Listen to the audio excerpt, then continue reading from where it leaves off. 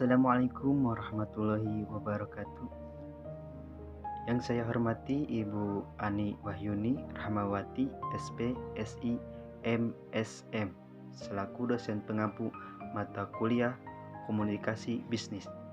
Dan tidak lupa kepada teman-teman sekalian yang berbahagia.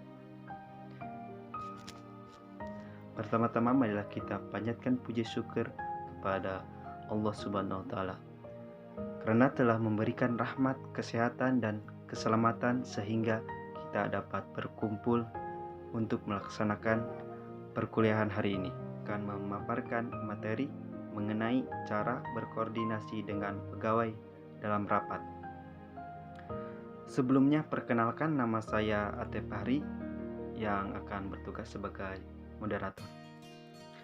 Adapun anggota kelompok 9 yang pertama ada Adiyanto dengan NIM 209-20171.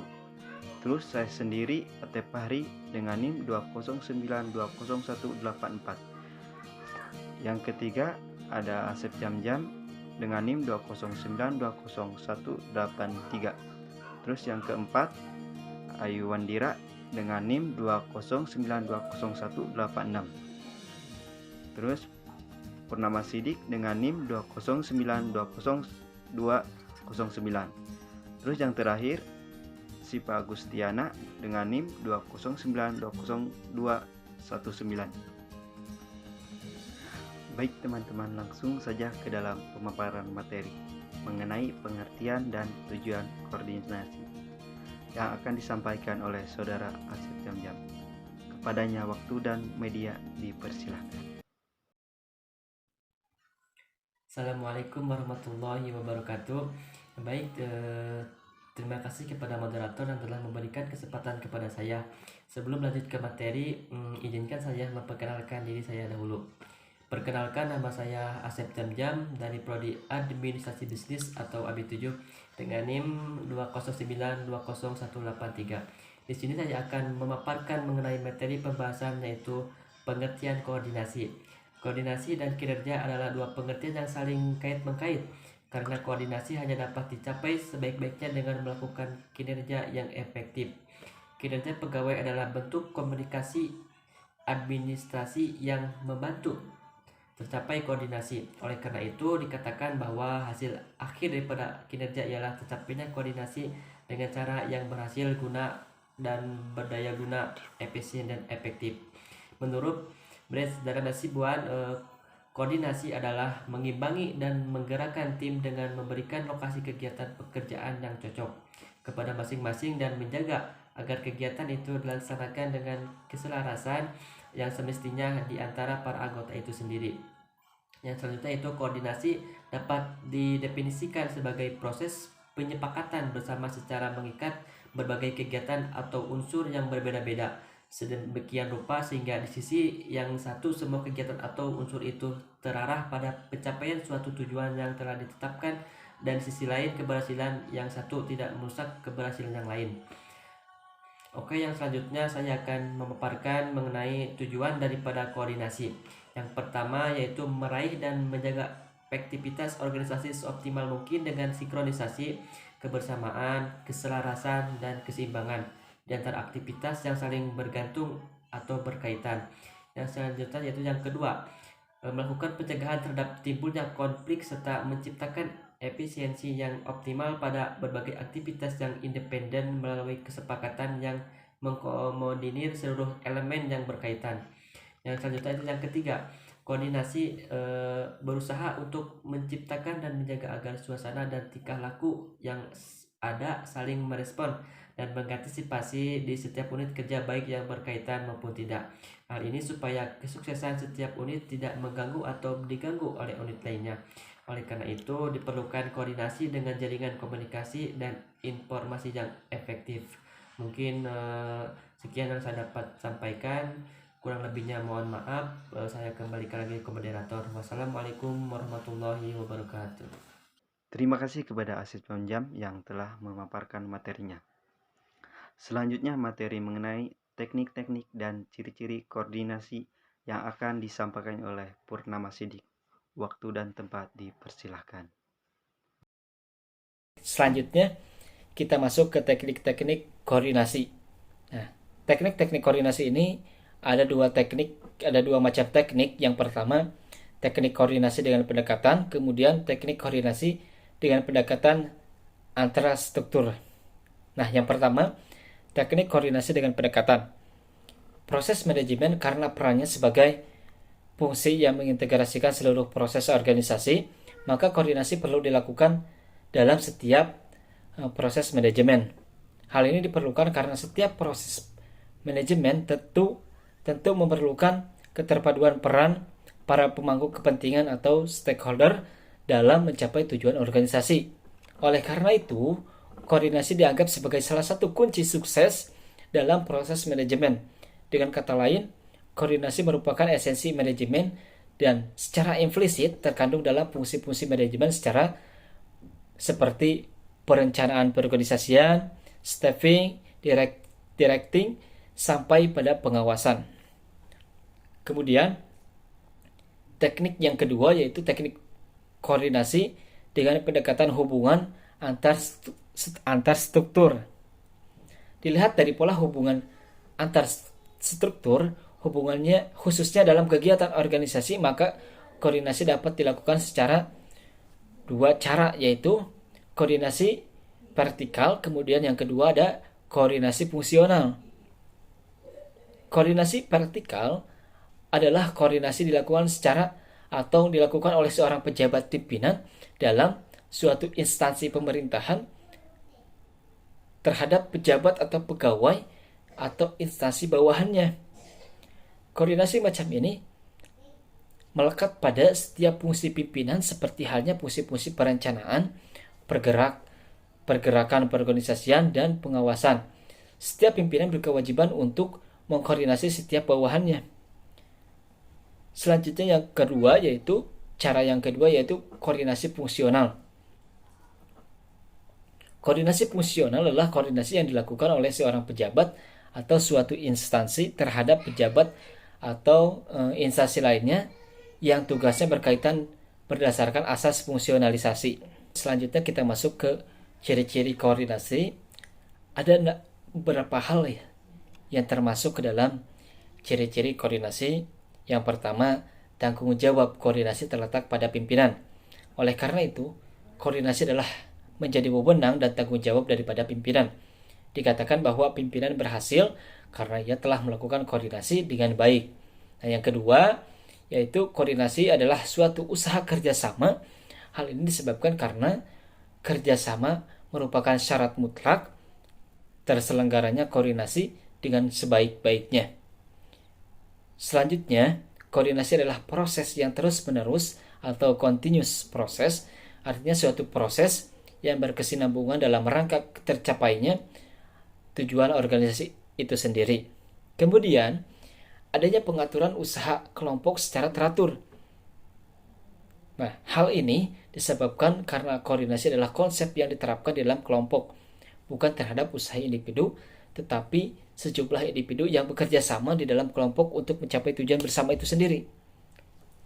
Selanjutnya, konsep kesatuan tindakan adalah inti dari koordinasi.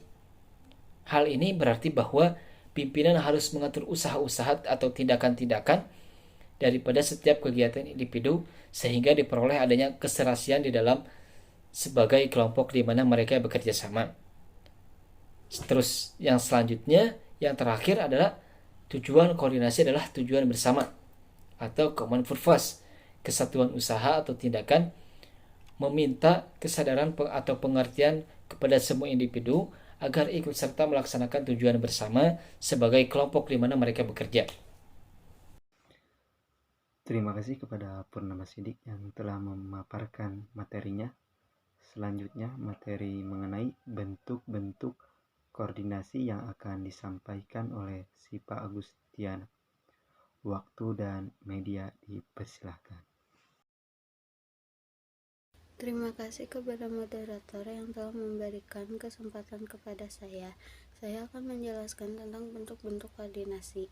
Bentuk-bentuk koordinasi adalah pola koordinasi yang ada dalam organisasi dapat dibagi menjadi dua bagian besar, yaitu koordinasi vertikal ke atas dan ke bawah dan koordinasi horizontal setara. Di kedua jenis koordinasi ke atas maupun ke bawah, manajemen mengendalikan sistem koordinasinya. Para manajer memiliki waktu, keahlian, dan fasilitas untuk memperbaiki koordinasi yang ada di organisasi. Menurut Kencana, bentuk-bentuk koordinasi dibagi menjadi dua, yaitu koordinasi vertikal dan koordinasi horizontal.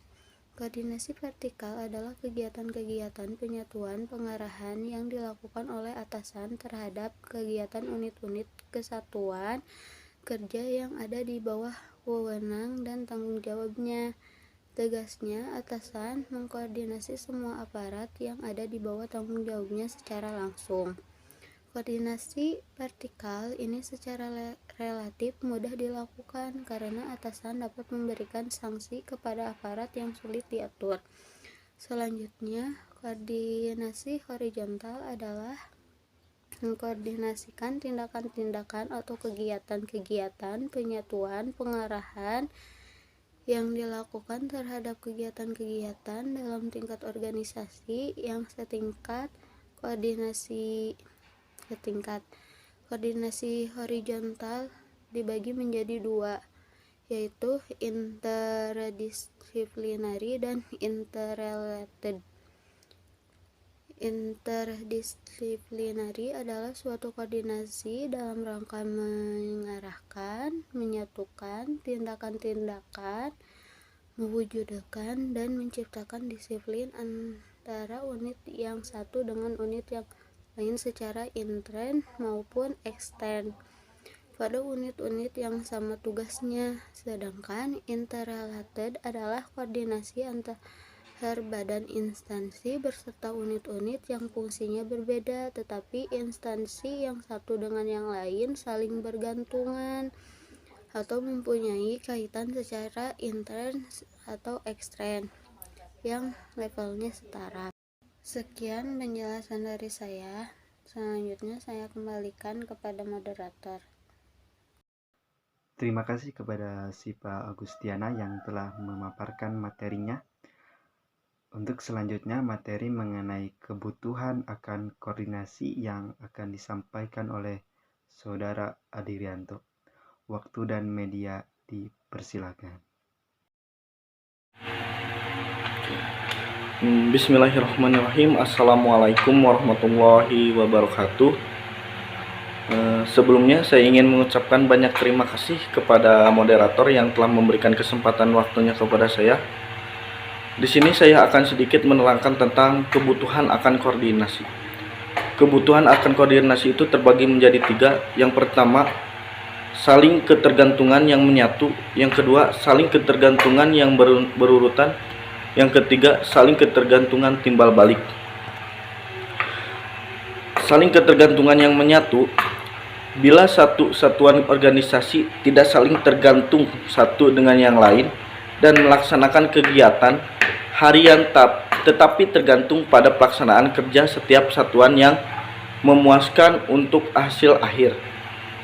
Dan yang kedua, saling ketergantungan yang berurutan, yaitu di mana satu satuan organisasi harus melakukan pekerjaannya terlebih dahulu sebelum satuan yang lain dapat bekerja.